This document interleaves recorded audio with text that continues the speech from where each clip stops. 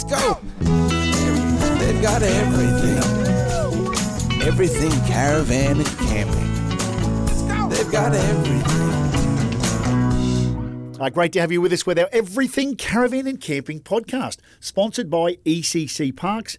My name's Scott Hillier from Channel 7. Now, every week we are going to take you to an ECC Park destination around this great country of ours. We're going to get you there safe with our weight and towing masterclasses. We've got tech tips. We're going to chat with influencers as well as you, the listeners. We want to hear your questions, where you've been, what you're up to, something you want to know, something I haven't said, all of that. We're going to have a laugh with Caravan Park Confessions. It's an absolute cracker. And every week we're going to chat to the greatest chef ever given an open fire at a set of tongs, none other than Harry Fisher from Fire to Fork. I'm pretty excited. Let's go. ECC, it's a 24/7 marketplace for all things caravanning, camping and 4x4. Now, with more than 10,000 products available from hundreds of popular brands, you'll find everything you need for your next outdoor adventure. Don't forget, subscribe to the newsletter and save a further 10% off the best brands, products and prices. They're only a click away. Come on. Let's go. Everything caravan and camping. Okay, that time of the podcast. Hope you are enjoying this. Everything Caravan and Camping. We are booming right across Australia.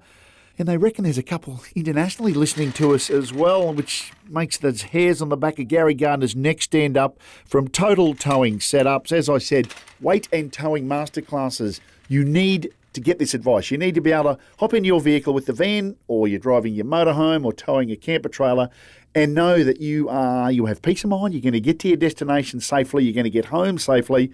And we have got the expert team to make sure that you armed yourself with all the knowledge. How are you, Gaz? Yeah, good. Thanks, Scott. Thanks for having me back. Yeah, I tell you what, it was tough. We had to go to a board meeting, but you were voted in 3-2, so we've got you back. But no, mate, as we've talked about it in previous podcasts, there's a lot of people out there that think and say that they know what they're talking about.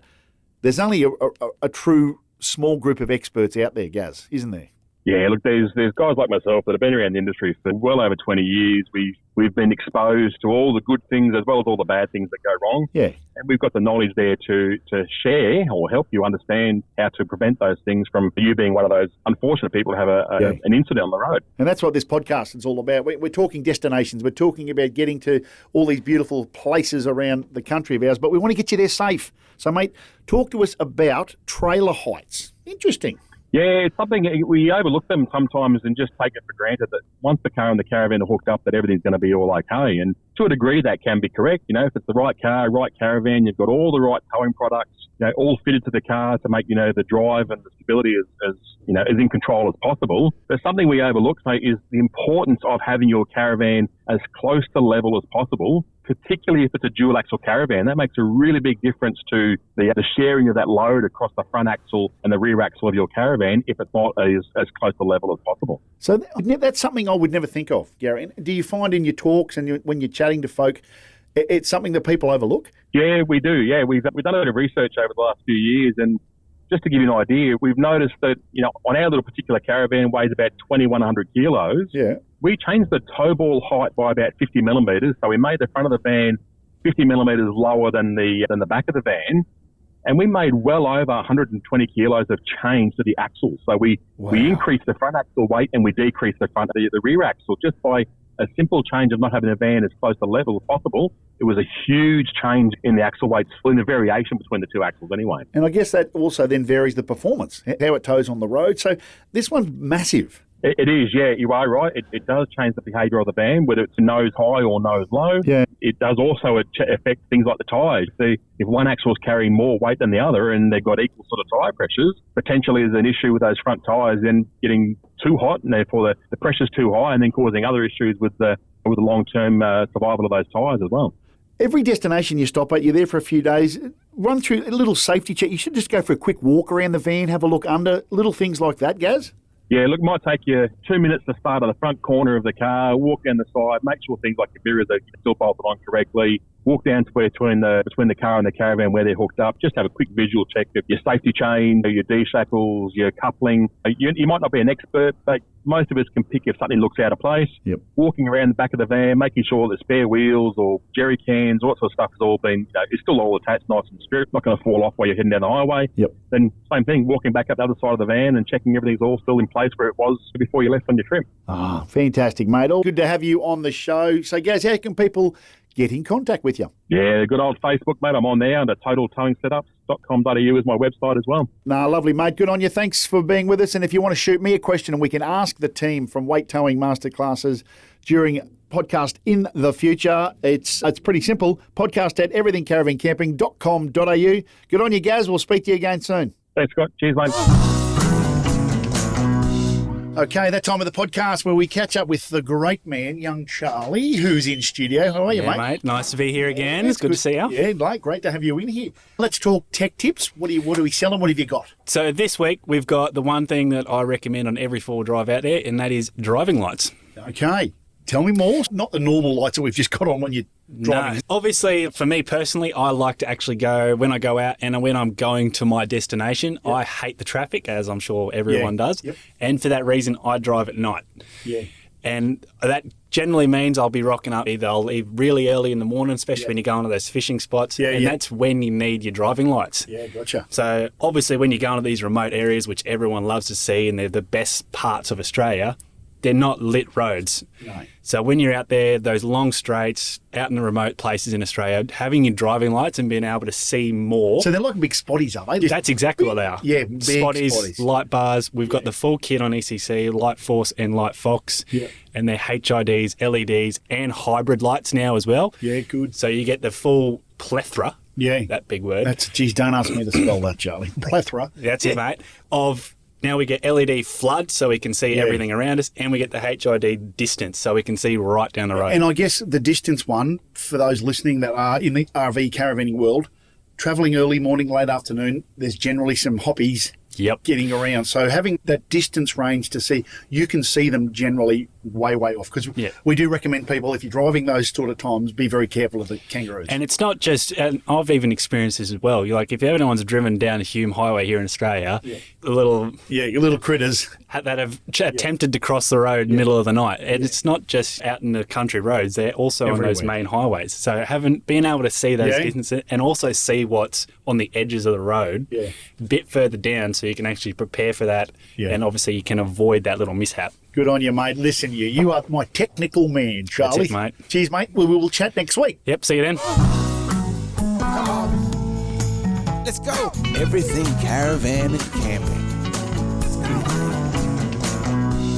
It's that time of the podcast, whether you either put your fingers in your ears or you don't want to listen, because we've got the man that sees it all. He doesn't take part in it all, but he sees it all. Jason Filippini, how are you, mate? Oh, I'm great, Scotty. It's great to be here, and I can guarantee you we got some fingers in the ears now. Oh, geez, I tell you what. Now, for people that, you're on every podcast, but you manage the 5 ECC parks here on the Sunshine Coast. I do indeed. But you've got a relationship with, across Australia, across Queensland, we've got parks everywhere. So you're talking to a lot of managers, a lot of owners, and you've got your finger on the pulse. Yeah, look, we've got parks all around Australia and New Zealand, and we communicate regularly. It's more than just a brand, it's actually a network of people who are like-minded. And so we do. We have a great time, we have great laughs, and we share lots of stories. All right, and that's what this little piece of the podcast is about. We've got it every week.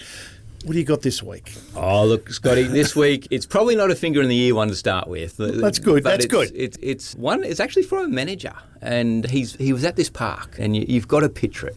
This guy is built like Arnold Schwarzenegger. Oh. He is huge. Big boy, 6'9", 7 foot. He is an amazing man, great operator. Anyway, there's this day, and he told me the story just the other day. He goes, I found this snake. And it was a massive carpet snake. Yep. Massive. Everyone was squealing. He goes, I hate snakes. Hate them.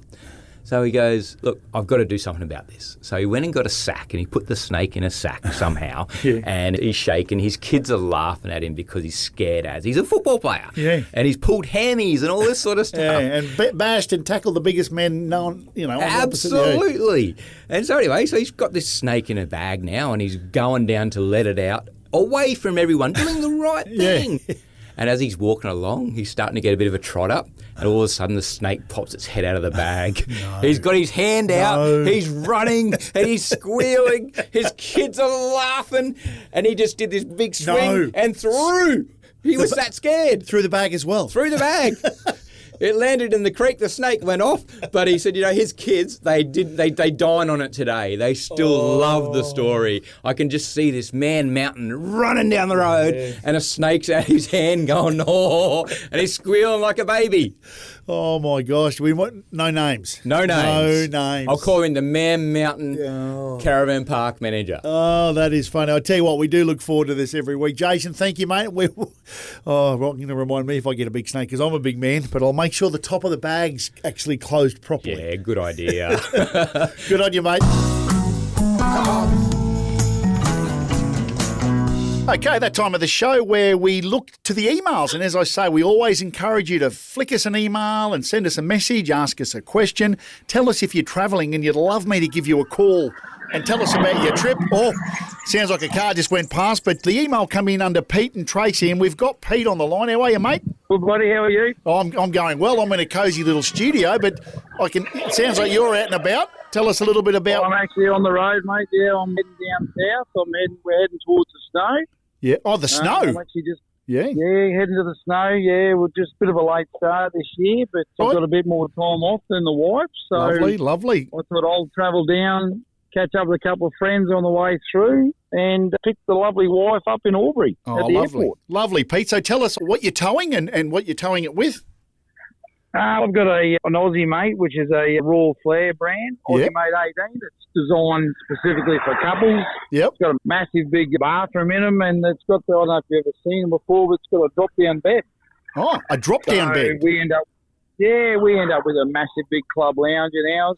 Oh, wow. So you can sit 5 or 6 people around it, and then the bed just goes back up in the roof in the morning. Hey, Pete, have you ever accidentally pushed the button while the wife's still in the bed? No, they're not designed for that. They're a bit like a garage door. They've got a fail-safe. Oh, they know. Geez, that's something I'd play a couple of tricks on for sure. Where have you started from? Where's home for you?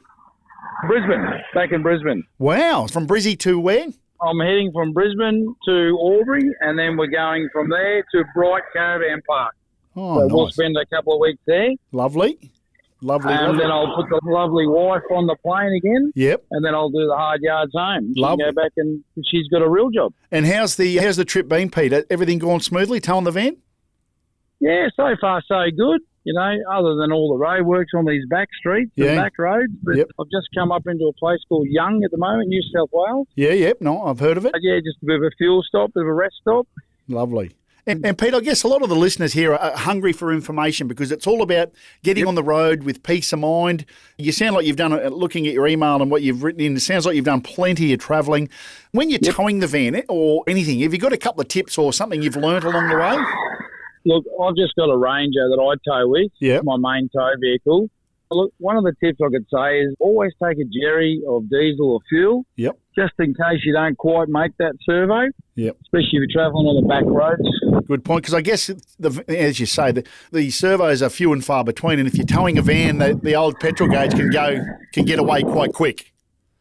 It can. And look, another tip is always take cash with you. Yeah. Some of these servos, that force mine work. Yeah, fair comment. Makes it hard to pay for fuel. Yeah, no, I'm hearing you. And, mate, apart from this trip, where's some other destination you've been that you've loved?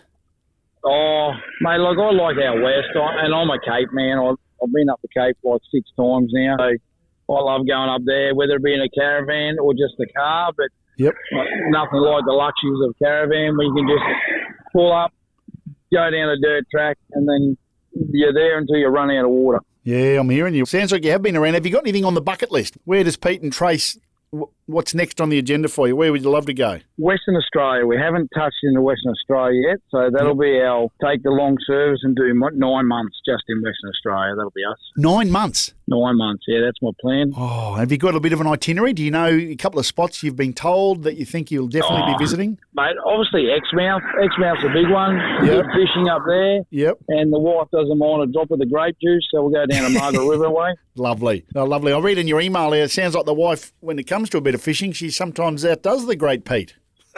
She does, actually. That's actually on our trip this time. We're stopping into the trout and salmon farm down there, and I think it's called Harriettville. Yeah, nice. There's a place down there. Yeah, you can fish for whatever you like, and then you buy by the kilo. Hey, Pete, I really appreciate you emailing in. It's great to catch up with you. Safe travels and enjoy the snow. No worries, Scotty. Thanks very much. Thanks, Pete. Okay, time of the podcast where I absolutely love, and I know all the listeners absolutely love, catching up with Harry Fisher from Fire to Fork. How are you, brother? Going very well, Scott. How are you, mate? Yeah, look, I'm chipping away. I got to do a bit of fishing over the last few days, and so I'm happy with that. Any man that can go out and catch a few fish. Did you do any catching? I did, actually. We were very lucky. Well done. Got a couple of mackerel out the front on the sunny coast here. And I can't lie, I've referred to it a few times. I did the old buttermilk and corn flour, one of the early recipes you told me in our podcast. Oh, good man. Yeah, soak it in the... Look, let me tell you how you told me. See, I've got the buttermilk a bit acidic. It hasn't got butter in it. But it starts to slowly cook the fish to a degree. Put it in the corn flour, crispy fish with some chips. Away you go. Perfect, mate. Yeah, love it. Look at love me. it. I'll be doing a chef. I'm about to be out of the job. Yeah, I don't think so. You are safe. Hey, but mate, we're talking, a lot of the people listening obviously on the road, as it's all about caravan and camping. And on the road, and I know you promote this, a bit of your local produce, save it and buy in the towns you're travelling to help support them, I guess. What's a few things that you don't need to travel with that you could be buying daily or every second or third day to help out the communities we go to? I'm a huge proponent of that, mate. Really big proponent. Look, I go by the empty esky mentality, which is you should be leaving with an empty fridge or an empty esky. Yeah. So anything fresh, you should be able to buy. If you're on the road and you're traveling a lot, go to the local butcher. Look, if you need something that's a bit fancy and you need to get from a specialised shop, sure, get that in the city. But if you're just trying to get some cabbage and some steaks and some chicken wings and whatever, or some fish if you're a useless fisher like me, I love to support the local butcher, the local fishmonger, and the local grocer. I just think it's a hugely important thing. Yep. It also means that you can carry less. Because if you just go to the shops every couple of days, not trying to pack for your 3-week trip and have nothing in there, I think it's much better. Also, means you don't need a freezer, all that kind of stuff. It makes it a lot easier if you just keep buying fresh things from local towns. No, I love it. And what are you cooking up for us today, Harry? I just sit here. I'm actually starting to listen to you wearing a bib now because I found out I'm dribbling. I found out I'm dribbling. So what are we cooking today, brother? All right, mate. I reckon we should do some pulled pork. Yes. This is another ripper that, funnily enough, this is the reason I started Fire to Fork, because I couldn't find anyone giving recipes on how to do slow-cooked, pull-apart things in camp ovens, and I cracked it and decided to just do it myself. Yeah. So I worked it out myself. So what you do with this one is just a simple camp oven, and this is a great one with 5 minutes of prep and 3 hours of sitting around doing whatever you want, having a fish or, chatting and listening to music. But it also means that you can tell your friends you've cooked for 3 hours and they have to wash up now. Yeah, so love it. Always useful. So about 2.5 kilos of a pork loin. You take the skin off because the skin won't break down properly. Yep. Now you get some 4 cloves of garlic, just dice them up. They can be rough. 2 brown onions, dice them up, chuck them in. 500 mils of stock, whatever stock you've got, probably not fish stock, vegetable or beef or whatever. I like to chuck a bit of chili powder in there and about half a cup of barbecue sauce, a little bit of salt, a couple of teaspoons of salt, bit of pepper, and then you just fill the rest up with water. Not to the top of the pot, but to the top of the meat. Chuck it on the flame. You don't need any top heat with this one. You can just keep bottom heat on it. Leave it for 2-3 hours, and you just check it every half an hour to make sure that it's on the right trajectory in terms of liquid. Because what you don't want is for it to dry out at any point. If you do find it's drying out, just add a little bit more water. But you want to use it like a clock. So if 3 hours is the top, if you get an hour and a half in, it's halfway down the meat, your moisture's going well. Because at the end, you want hardly any liquid in there. And then grab a couple of forks, pull it all apart after 2-3 hours, chuck it in a sandwich, make some nachos out of it. Just have it on its own, and it's a great leftover to put on biscuits or crackers. Use it like a dip. Oh, I tell you what, my ears prick when you said a nacho. A pulled pork nacho you've done for 3 hours. Oh, yeah. Sour cream, guacamole. Oh, stop it. And maybe 100%. Maybe even a cold beverage to wash it down later. Oh, yeah, absolutely. And if you are going to do the nacho one, all you do is take that exact recipe and add a bit of orange juice. It makes it taste a lot more like Mexican nacho. Get out. Put orange juice in it. Yeah, put a bit of orange juice in your mixture, and it's really, really bloody good. Oh my gosh, that's enough. I'm running out of room to write all these tips you've given us over the many weeks, mate. That is fantastic, Harry. And as I say, it's always great to catch up. And where can people catch up with you if they want to online? Oh, look, all the socials, mate, Instagram, Facebook, etc. Yeah. I'm on YouTube. And, yeah, look, and I've got a website with heaps of information and recipes and gear guides and whatnot. So jump on there. And if you want to buy a book, you can buy a book there as well. Oh, mate, if you don't. Harry Fisher, it's always a pleasure. Catch you next week, brother. Great chat, mate. See you later. Let's go. Now, don't forget to head over to the Everything Caravan and Camping podcast page, everythingcaravancamping.com.au. Sign up to the newsletter for your chance to win a $50 voucher to spend on the ECC marketplace. And don't forget to catch up on all of our ECC episodes. You go to where you get your podcasts, or you can head over to everythingcaravanandcamping.com.au. Let's go. Okay, that time of the podcast, we feature in park, whether it be here in Australia or New Zealand. Jason Filippini joins me again. How are you, buddy? I'm wonderful today, Scotty. How are you? Yeah, good. I've been busy. I've had a week fishing up on Fraser Island. Tough. I've got a tough gig, haven't I? Oh, it's a hard life. And they tell me you work. I'm going to question that. Who's your boss? Yeah. Shh, don't tell too many people. But, yeah, so we had the film crew creek to coast up there and we got into some whiting and some darn. Had a good little trip up there, catching plenty of fish. I remember years ago my dad used to go out fishing up there in August and would come back with hundreds and hundreds of dart. A lot of this is about caravanning camper trailers, but I remember going up as a kid and you'd only ever see the tents. But now people are towing caravans, all the hybrids and the camper trailers, hand over fist. Absolutely. Yeah. And you know what? The product that's built in Australia today, it's actually built to do those things. It is an amazing product. It'll go anywhere. Yeah, 100%.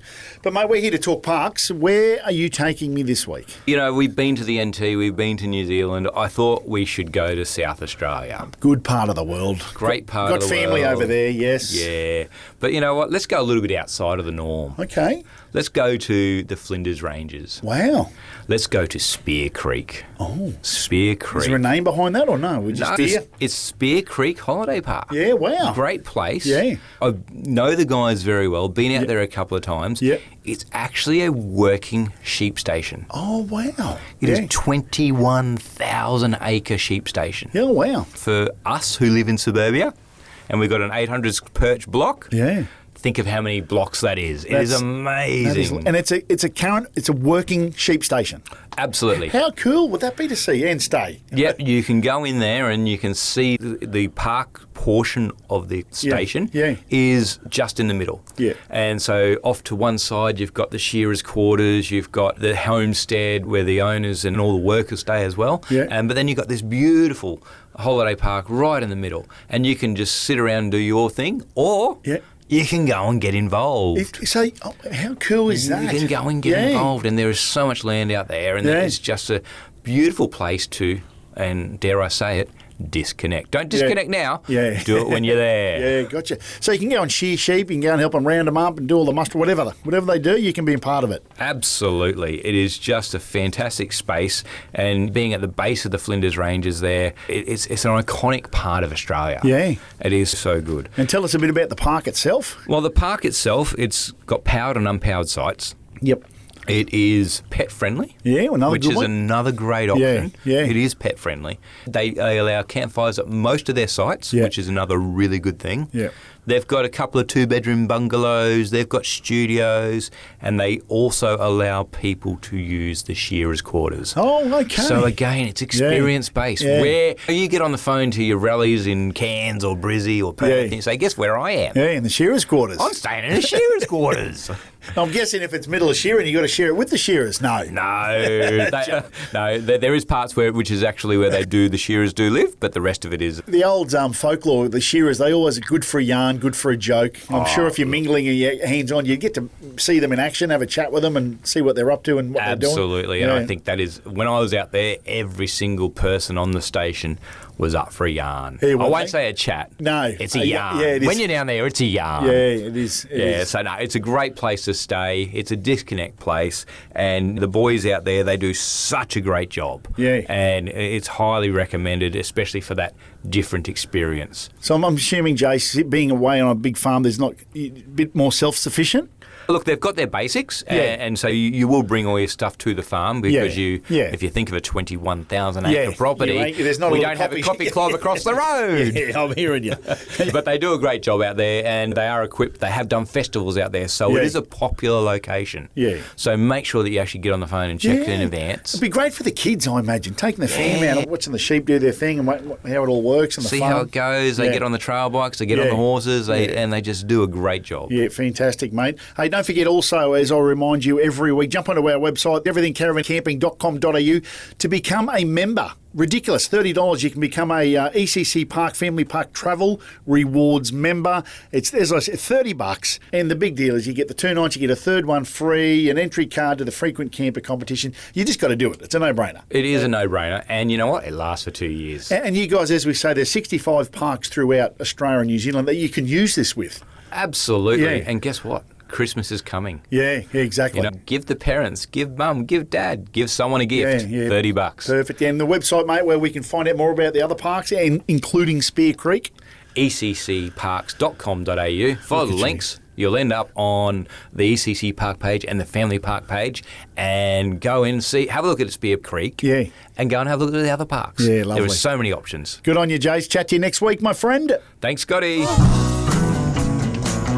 And just a reminder that there are 65 parks throughout Australia and New Zealand. Now, if you head to everythingcaravancamping.com.au today, you can purchase an ECC Parks / Family Parks Travel Rewards membership for a ridiculous low $30. So that is cheap. That's your membership there, and it's going to give you 10% off your stay at all ECC Parks, Family Park destinations right throughout Australia and also New Zealand. So it's definitely worth getting. Discounts and deals while you travel with their rewards. You get a third night free voucher and an entry card to their frequent camper competition. So seriously, jump onto the website and get yourself that $30 membership. It is worth every cent.